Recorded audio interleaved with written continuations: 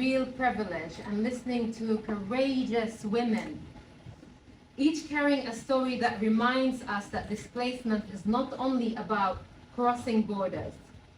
It is about carrying memories, identity, loss, resilience, and most importantly, hope, the title of my book.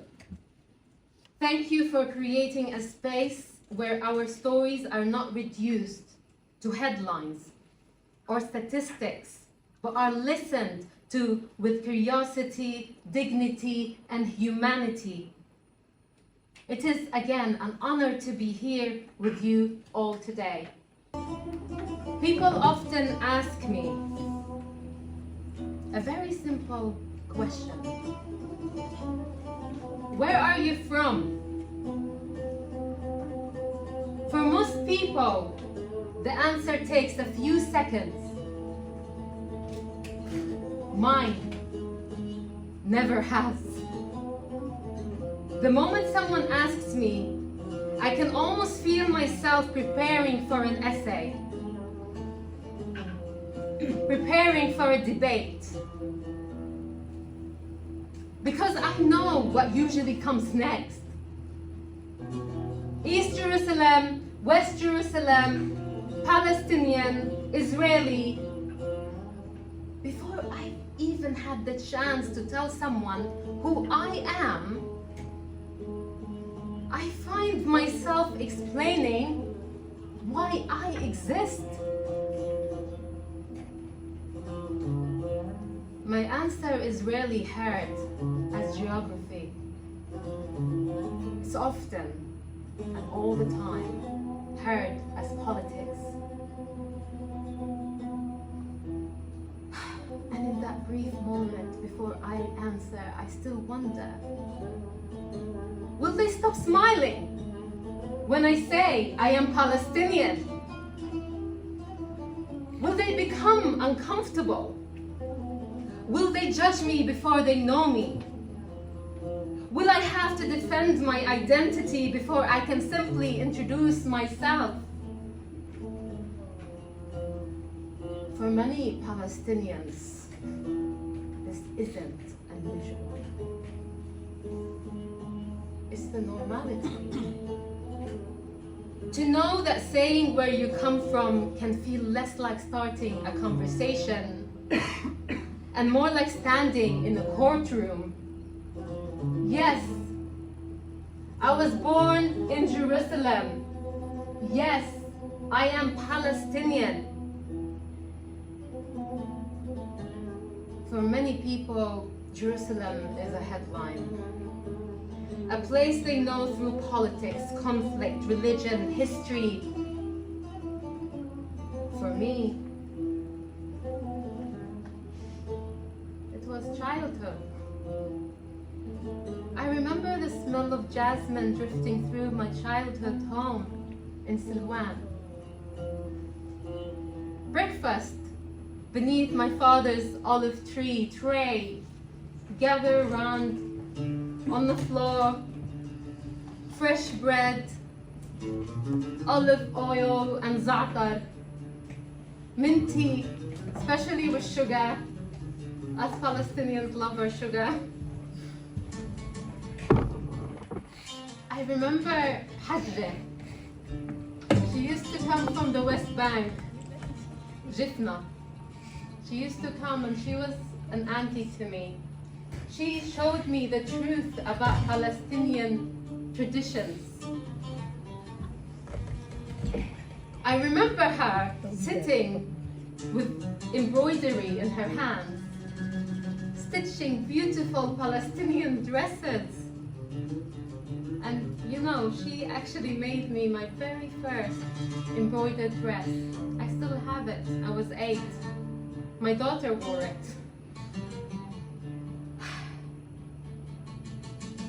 Home. I remember families gathering during the olive harvest. Stories being shared from one generation to the next. Children running between the trees while the adults laughed. In Silwan, you can hear the adhan. We can hear it coming from Al-Aqsa mosque. Could hear it as a child. Church bells also ringing across the city. Home, different faiths sharing the same sky. That is Al-Quds. I carry it with me. But childhood can hold beauty and fear at the same time. Mine did. Home wasn't always safety. Sometimes it meant listening for heavy boots outside the door, wondering if soldiers would arrive during the night, watching neighbors, my neighbors, many of them being taken from their homes unexpectedly, just because.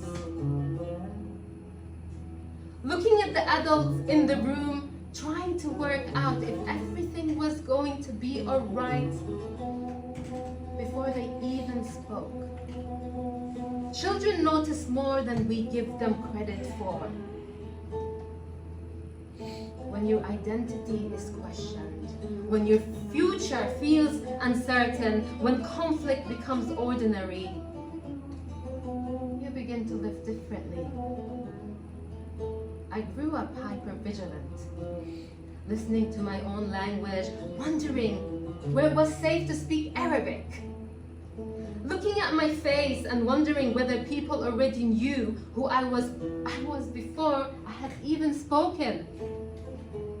Those are calculations no child should ever have to have or live with. As much as I loved Al-Quds Badal Adiman, as much as I loved my culture, my tradition, the food, the Hajj who taught me what meaning of Palestinian, I really wanted to leave. Really wanted to leave. Part of me, I wanted to go, and not because I don't like home. I loved home. But because I wanted the freedom to discover who I could become. Growing up, I carried a travel document. A child will be embarrassed to carry it. That never quite seemed to belong anywhere.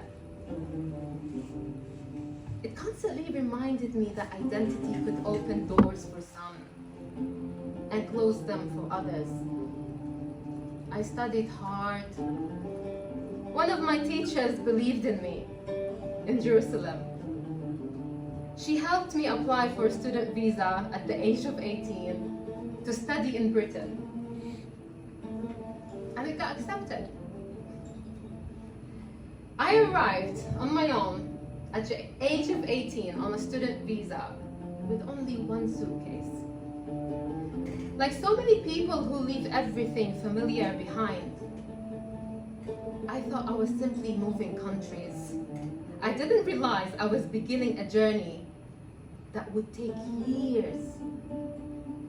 A journey to answer a much bigger question. Who am I when everything familiar has disappeared? People often think rebuilding your life happens once. It doesn't.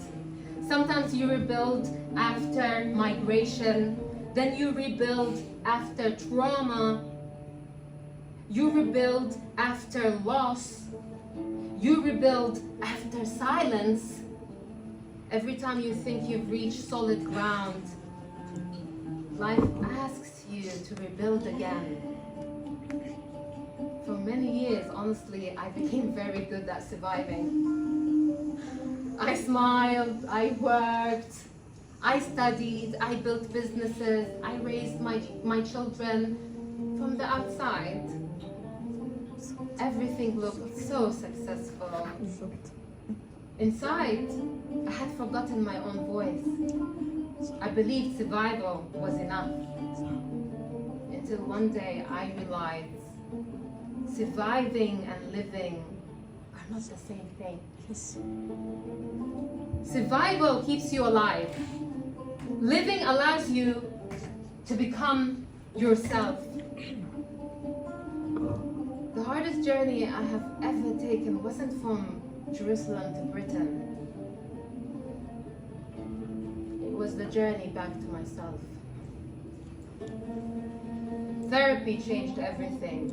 It showed me that what I thought was normal was trauma, hypervigilance, always expecting danger, always preparing for something to go wrong. It helped me understand why I apologized for taking up space, why I struggled to set boundaries, why I believed everyone else's needs matter more than my own. Healing didn't erase my past. It changed my relationship with it. You said marriage. Once again, I found myself rebuilding a home. Everything I had spent years creating had disappeared. And then something unexpected happened.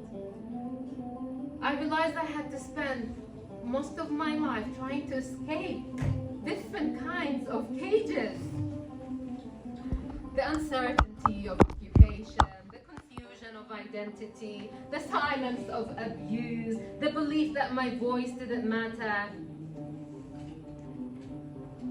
For the first time, I wasn't just rebuilding a voice.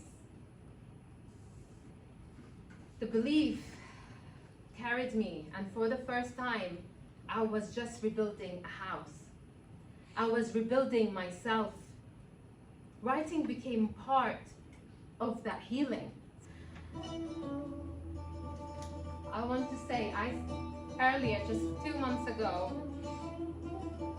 I don't know if I want to say celebration.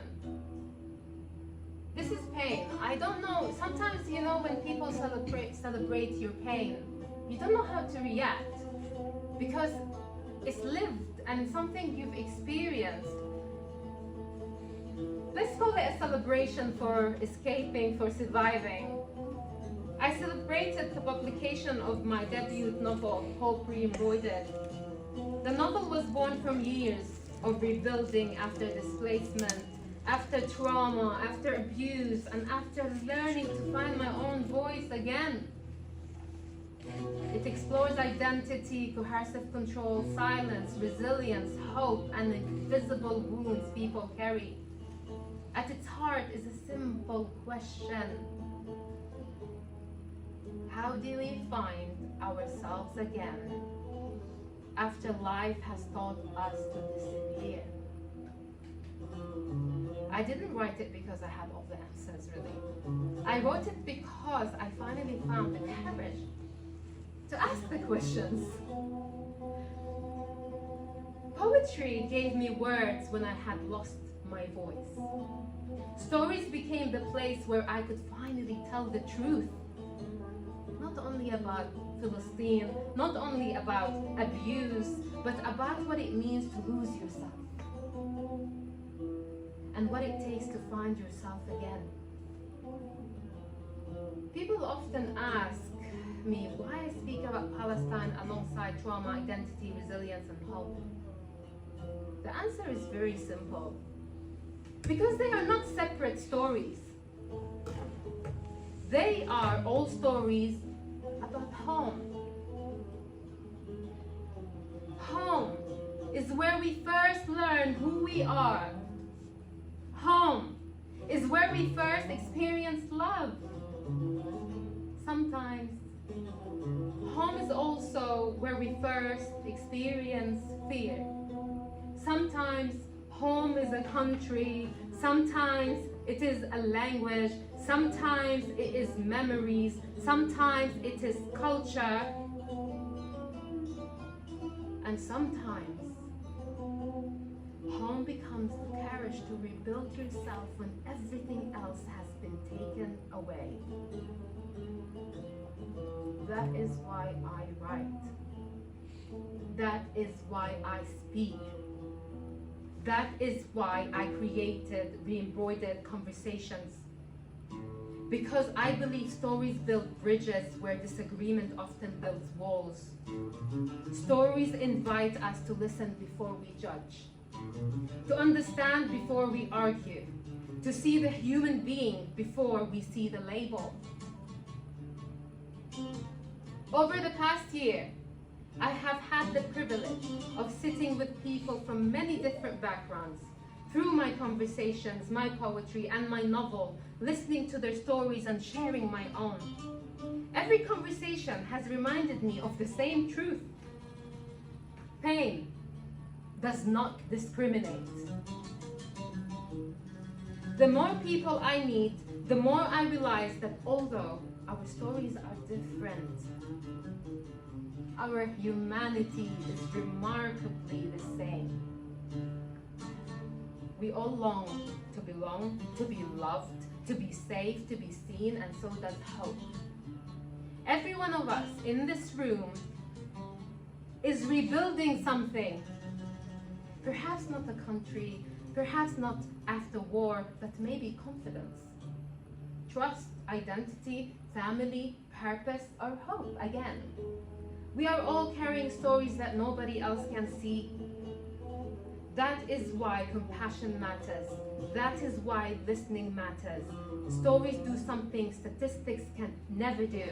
They remind us of our shared humanity. So, if someone asks me today, where are you from? I still don't have a simple answer. Because home has been many things. A city, a language, a memory, a loss, a journey, and now home is something I carry inside me. It is the place where I no longer apologize for existing, where I no longer have to defend who I am before I introduce myself, where I can simply say, "Ana Palestinian." Not as an argument, not as a political statement, simply as the truth. Because perhaps home isn't only the place we come from. Perhaps home is the place where we finally feel safe enough to become ourselves. Today, whether I'm writing poetry, speaking, hosting Re-Embroidered Conversations, or meeting readers through Hope Re-Embroidered, my purpose remains the same. To create spaces where people feel seen before they are judged. Because every human being carries a story. And every story deserves to be heard. Thank you.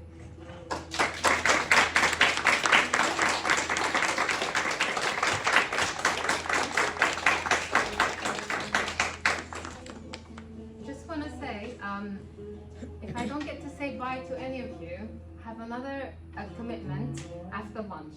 So if you want to come and we can speak during lunch, I'm happy to sign a copy of Hope Re-Embroidered. Thank you for having me.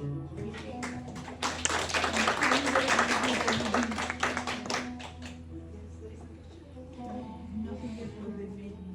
There's a comment. Absolutely incredible. Thank you.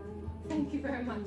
Because we have the books of Shad that we're going to be having a look here, so we can talk to Shad during the break. But